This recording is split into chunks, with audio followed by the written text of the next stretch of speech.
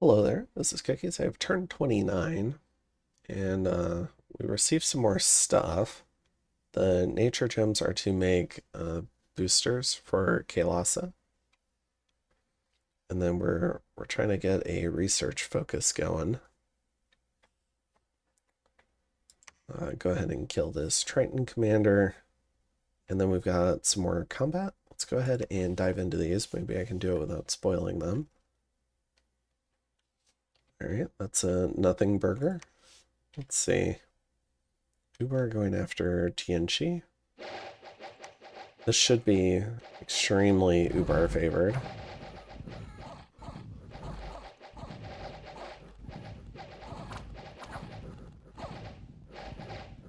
They're on fire and keep distance.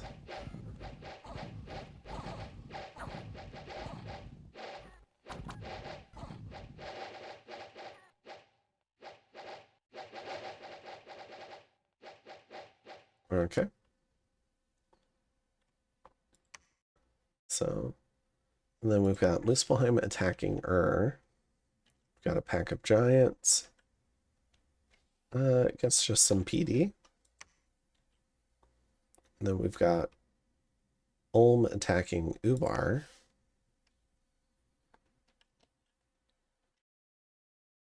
All right, looks like just one PD. Pretty large force here, too. And then we go after Sea Untamed. Oh, all right. I think we're just pinging it. All right, we get a River of Magma, which is fantastic. It's 3 fire gems. It's a huge event for us. So it's increasing my fire income because I haven't had a lot of luck searching for fire.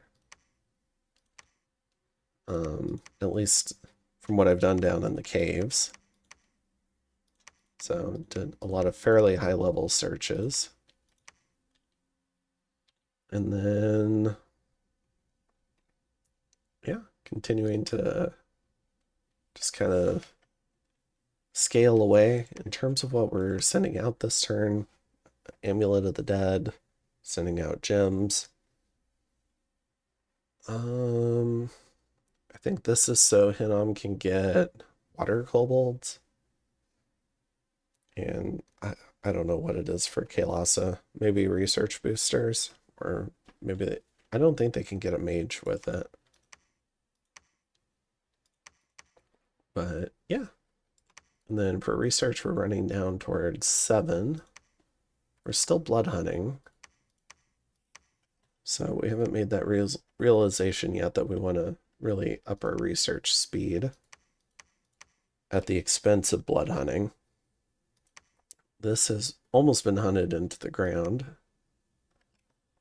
But yeah, you can see here, Muspelheim and McCone have pushed back.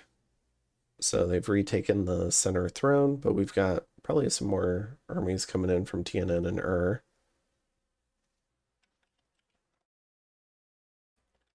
And then, yeah, we can see Ubar's raiding, like deep raids. Ubar, because they get shakes, who are tax collectors, they can actually collect income doing this. Not gem income, but at least income. So it can be a pretty profitable way for them to attack someone. And it can force a fair amount of troops to kind of hang back and try to defend against it. So it can very much have an outsized impact. You see a big McCone stack here. There's a temple out here that's kind of exposed from TNN. And then there's a fort under construction here. So could be a little bit of a threat here. We have a large stack here getting ready to join this stack here. Growing number of Kaelasan sacreds. And then I think we're setting up to go ahead and take out Bogus. So I think commanders are rolling out. And I think that's it for turn 29. I'll go ahead and jump into turn 30. Okay, I've got turn 30 pulled up. We get 50 earth from Kailasa. This is to make hammers.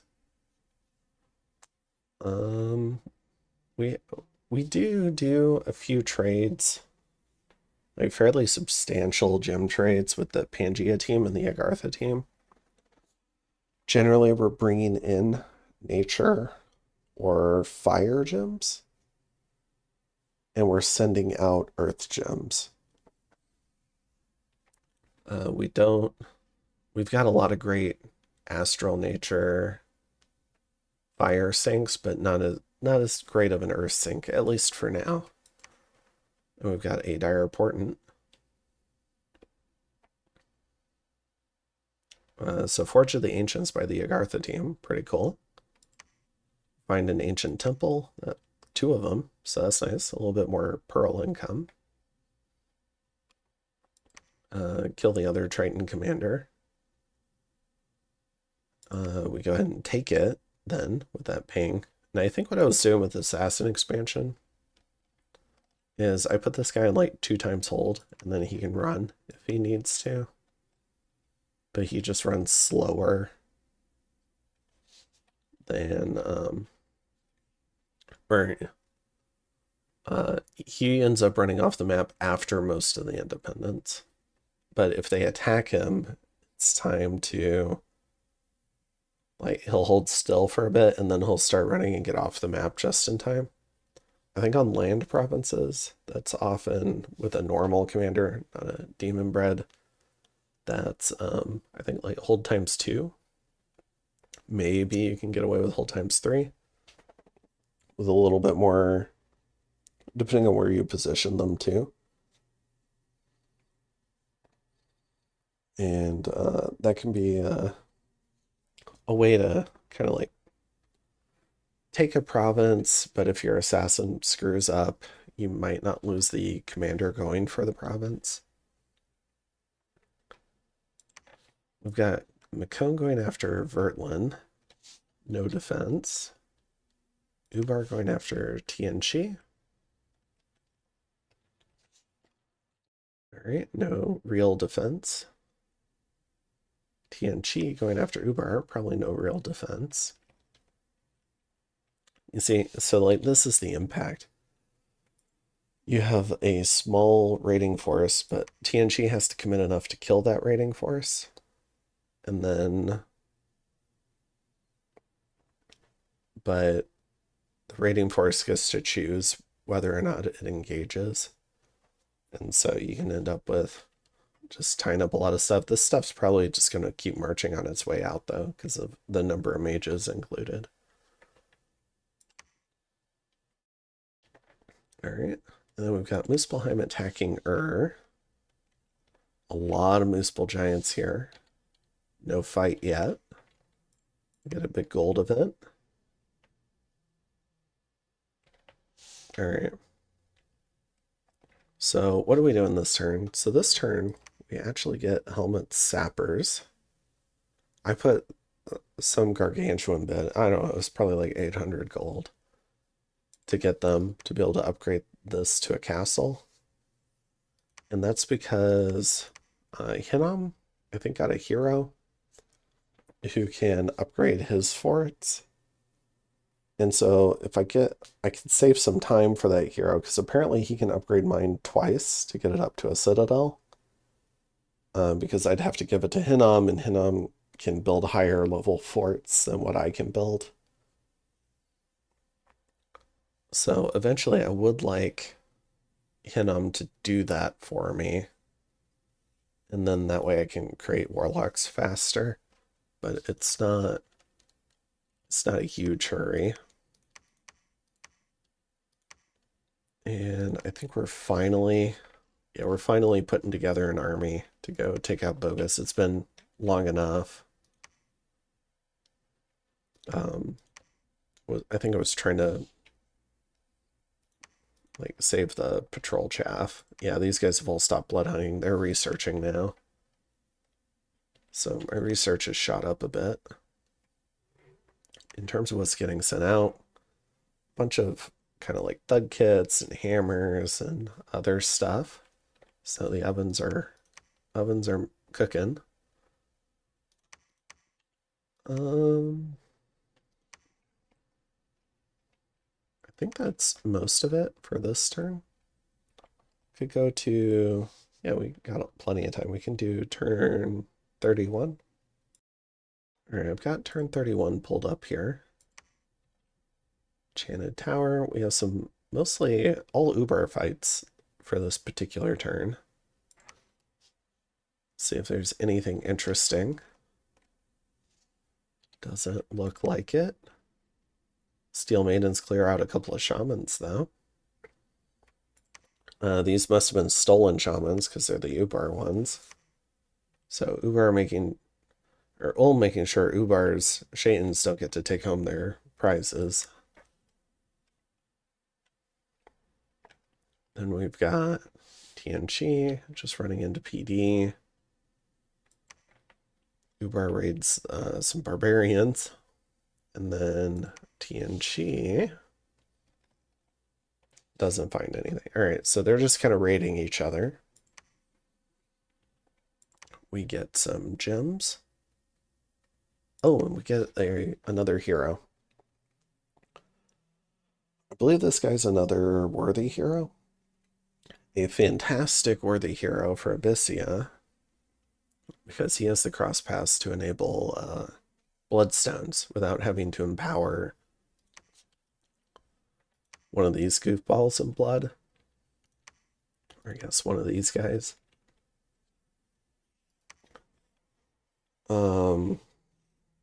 And also he's Earth 2, which is also important for that, because you might have to empower one of them in Earth as well without worthy heroes. So pretty nice diversity pick here. So with him we can get bloodstones. That'll be really nice. So he'll spend the rest of his life in the steel ovens. Let's see, we're continuing to make gear, sending out some stuff. And then in terms of the map, you can see here, so the Arthur team still has no presence in the middle. This team's completely at war. This team is warring just across the middle of the map, so they're going back and forth. So at one point, I think we had and TNN, they gotten all the way up to here, but now it's swung completely the other direction. So we see McCone's on their throne, and we can see some response armies coming out from and TNN, including this stack of Aussies. Although admittedly, Ethereal probably, I mean, it's a very expensive bless, but when you have a whole team trying to come up with magic weapons, the Aussies aren't as good, but they can work well within an army still, in my opinion. I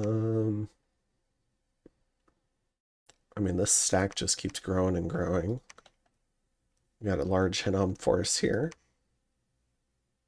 And we're finally launching our attack.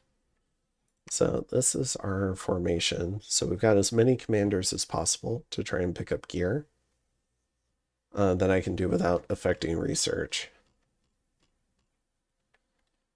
All right, so we've got, I think, 3 RP of research in this battle, just with this guy.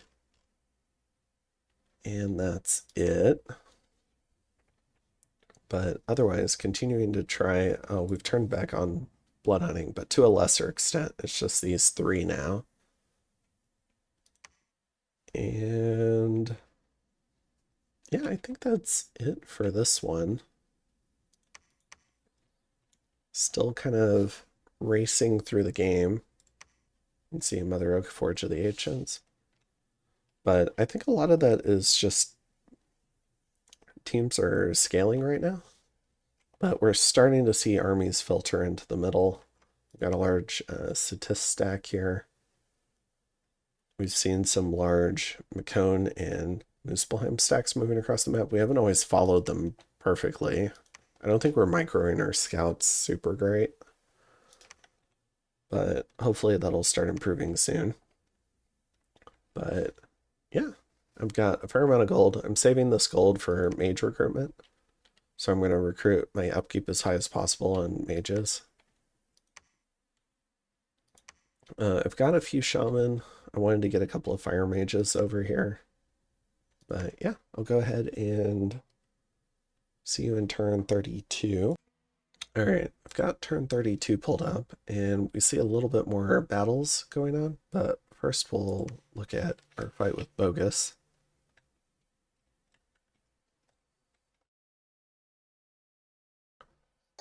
So the first and most important thing is catching the Dark Knight.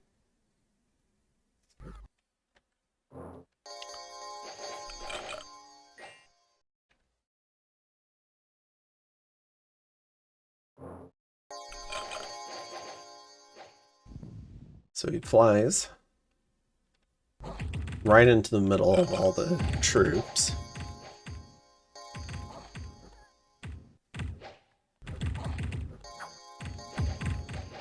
Now he has a very strong fear effect, fear 15. So you can see a lot of these guys, their morale is absolutely trashed.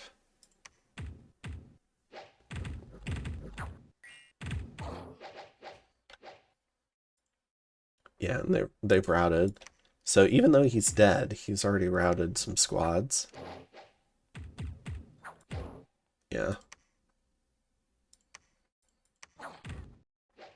So most of our regular infantry are fleeing off the map.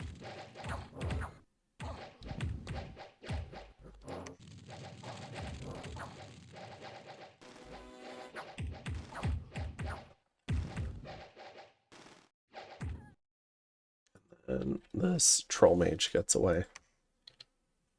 So we do lose our one Camazotz. We lose a few commanders, but not too many. We spaced them out pretty well. We lost a few troops, not too many. We got plenty of items.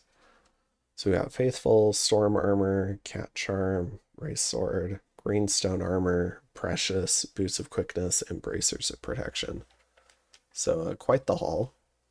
Thank you, Bogus. And then, let's see, Kalasa takes their Indy province, and then we've got some potential fights between other teams. So we've got a big fight between and McCone this turn.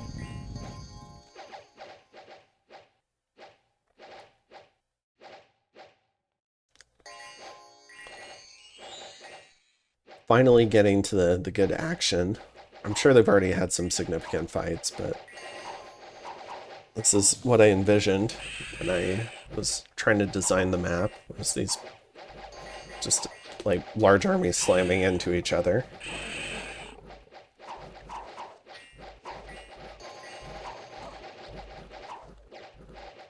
Looks like one of the groups is on attack career, trying to get out all these longbows.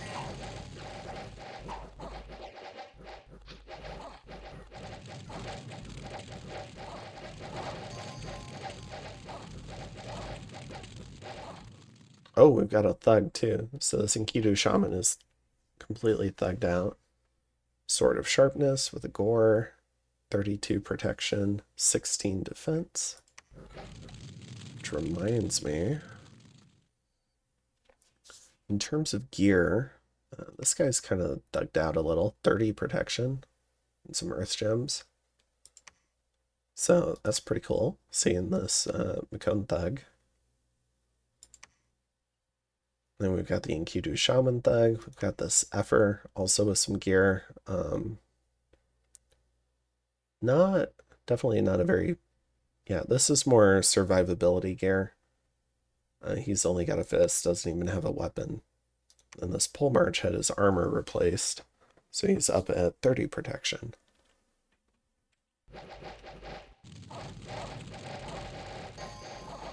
I'll highlight some of the commanders.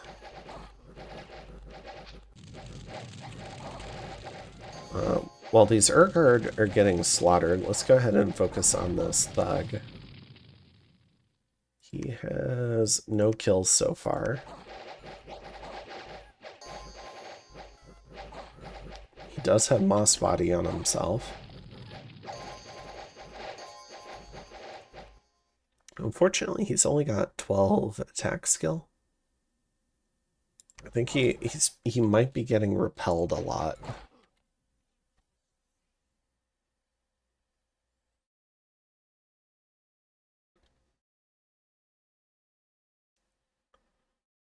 Was repelled. Was repelled. Was repelled. Yeah, so what he really needed was a morale item to help fight through repel. I think it's morale or attack. I'll go look it up. All right, so it looks like it's a morale check like I thought.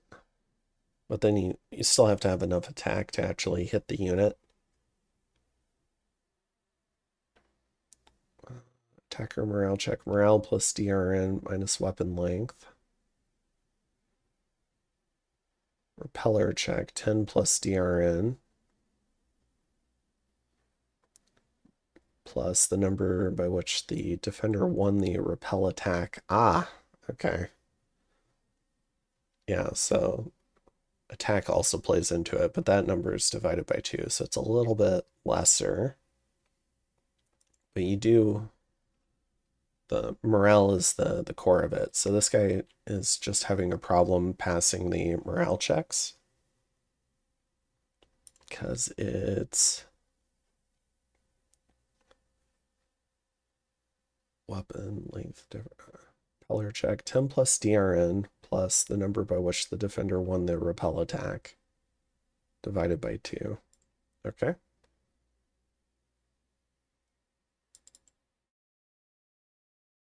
I don't think it, okay. So yeah, something I can learn more about, honestly. Like, generally I kind of ignore it. I just know high morale is good for beating repel checks.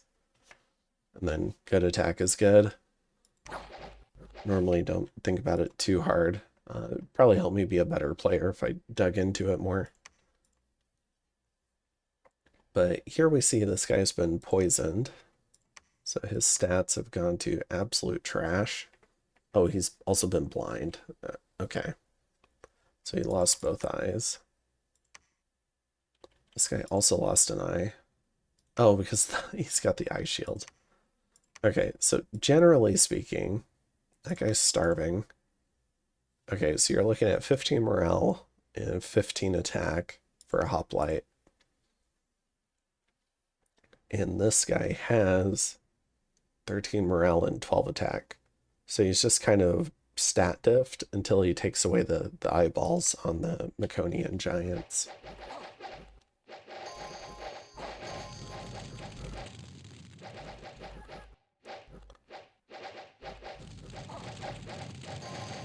You can see they've cleaned up the Urgard back here. Oh, sad. It's an E3 Bone Reader. Just out there in the wild, getting killed.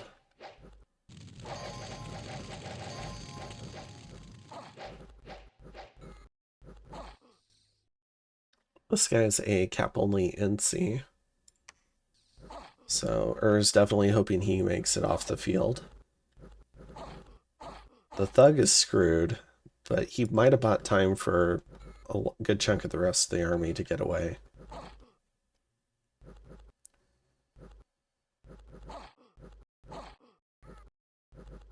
And he's also spreading, he's putting a lot of afflictions on these guys. A lot of these guys are going to be very blind.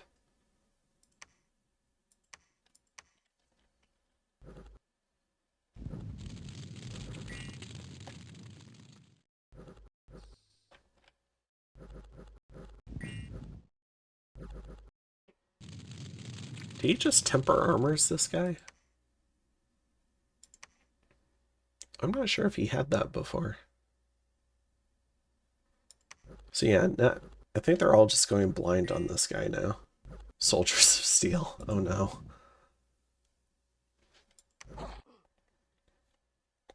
Alright. Achilles armor. I'm a little bit curious. So you can see the commander list. 3 dead. We lose the Bone Reader. We lose an NC. A different NC gets away. I want to see the very end.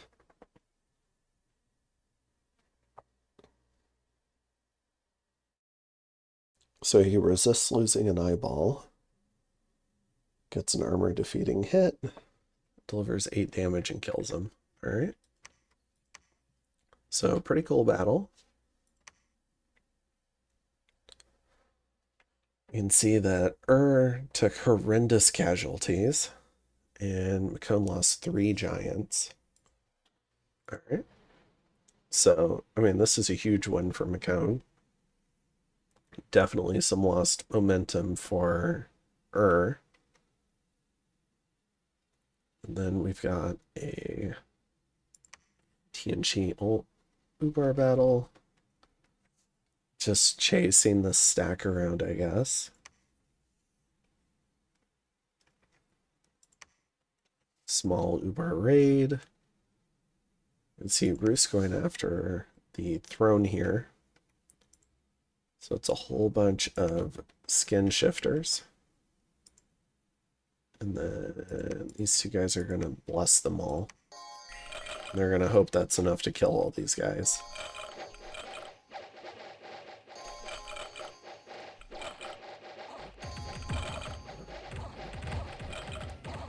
They're going to shoot right on through the militia and light infantry, but the long dead could be a real problem. For reference, we've got a D2, this guy, D3, and another D3. Yeah. D2, D1, D1, D2, and D3. So it's going to be a tough fight for these Roost Bears. It's going to be a lot of long dead.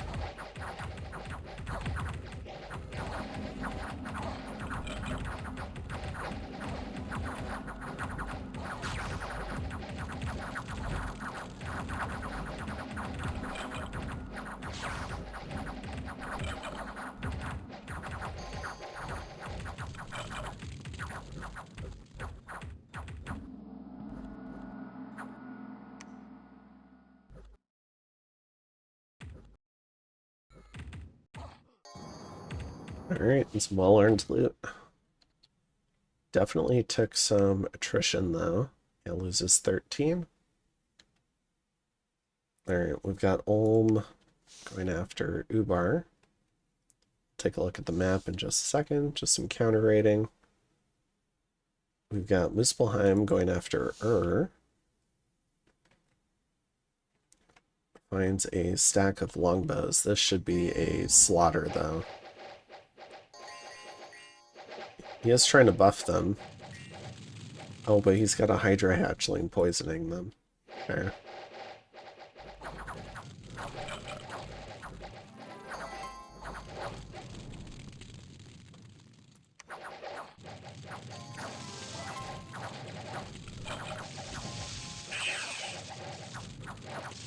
Oh, I didn't realize how many mages were here.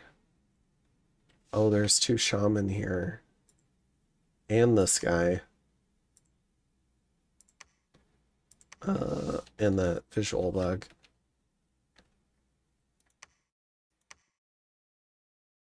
So 2 Enkidu shaman. Oh man. I wonder what causes this visual bug. Alright.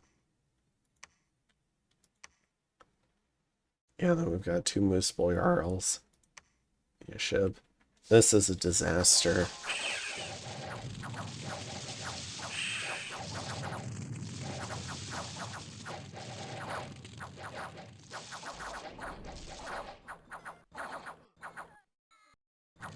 So Sulfur Haze isn't great for Municipal Giants because it poisons them.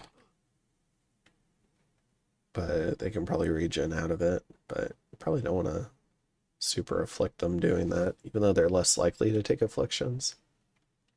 You probably don't want them getting disease starving either. Yeah. All right. And then next up, we've got attacking Macone. Small little group. Let's see if they can beat this PD.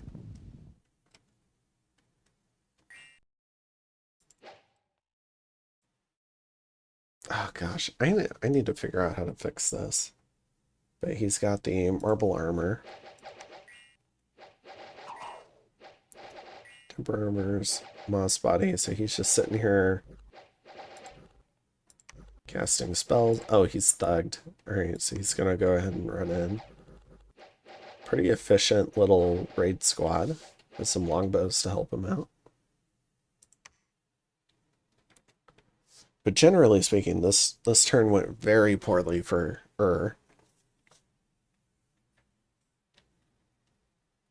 Then, yeah. And somehow, despite the fact that we just killed Bogus, he stole our blood slaves. And we lose some Dominion. Alright, so we're up to 500 research. You can see what we're sending out this turn. Fairly decent output. The 30 blood slaves to Agartha was buying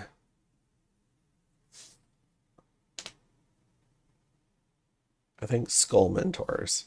3 skull mentors. And you can see we're making flame helmets for Kael'thasa so that they can scale their summoning. We're going to pick up all our guys that retreated and get the loot back. Just because I'm paranoid, I put it on scouts and separated them out, and I'm sending them back. And yeah, I think that's most of it. You can see Kalos is building up huge armies. Hinnom's kind of itching, ready to go, but it's not time yet. We're gonna hit the plan is we're gonna try and put up Enchanted Pyre, and then we're also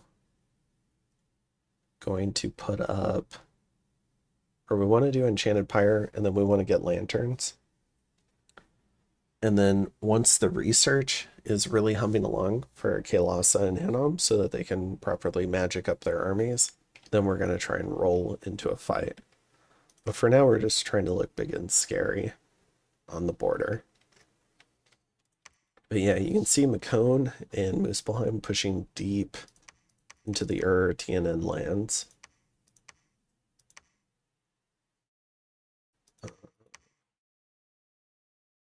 See, Vanheim was pretty aggressive pushing out in here.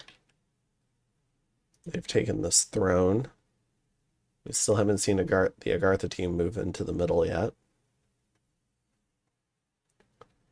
We see Sauramacia sieging a Macone fort down here, which is a little aggressive. But Ubar is doing all sorts of work over here. It's really given he's got a couple of forts under siege, 3 of them, I think. This one's cracked. So really giving this team some hard times. And then, yeah, and then a little bit peaceful down here, it looks like. And then I forget if I showed this. I think I did just a minute ago. All right. So I think that's it for this one. But yeah, I need to ramp our research faster. So that's going to be my main focus, is trying to bear down on construction 7. Cool. And I think that's it for this one. We finally had some nice battles that we've gotten to watch. Some good action. So it might start slowing down now, which is good. And hopefully the big battles keep on coming. Have a good one. Bye.